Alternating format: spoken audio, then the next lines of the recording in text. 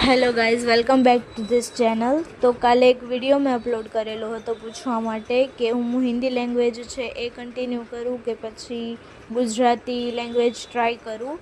તો એમાં કમેન્ટ એવી આવેલી હતી મોસ્ટ કે તમે ગુજરાતી લેંગ્વેજ ટ્રાય કરો, તો એના માટે આ વિડીયો મેં આજે બનાવેલો છે ગુજરાતી માટે.